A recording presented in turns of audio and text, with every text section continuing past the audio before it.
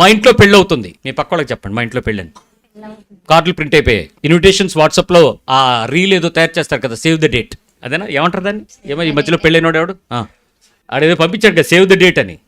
ఆ రోజు పెళ్ళికి సేవ్ చేసుకొని ముందే చెప్తాం కదా, అది కూడా తయారైపోయింది.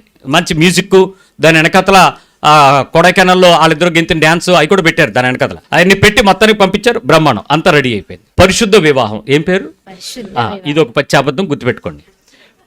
పరిశుద్ధ వివాహం ఇది యెహోవా వలన కలిగిన కార్యం. అసలు ఆ వాక్యానికి పెళ్లికి సంబంధం లేదు. మీరు ఆ కాంటెక్స్ట్ చదివితే ఆశ్చర్యపోతారు, అది రాస్తారు. ఓకే, ఇది యెహోవా వలన కలిగిన కార్యం చాలా బ్రహ్మాండంగా జరిగిపోయింది. యేసును ఆయన శిష్యులను ఆ వివాహానికి పిలువబడిరి. యోహాను సువార్త 2వ అధ్యాయం.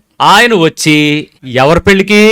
మీరు చెప్తున్న ఇన్విటేషన్ మన ఇంట్లో పెళ్లికే వచ్చి, మీరేమో లోకాచారము, లోక సాంప్రదాయము, లోకపు పద్ధతి వదలలే. ఆయన ఇప్పుడు వస్త్రం అడుగుతాడు. ఇప్పుడు ఏం చేస్తారు? మా ఊర్లో అందరూ ఇంతే యేసు ప్రభు అంటారా?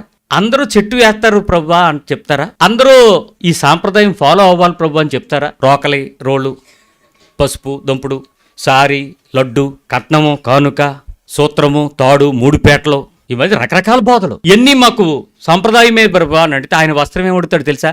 ఈ సాంప్రదాయం అనే వస్త్రం ఎందుకు కప్పుకున్నావు? నా పెళ్లి వస్త్రం మీద అడుగుతాడు. ఉందా నీ దగ్గర?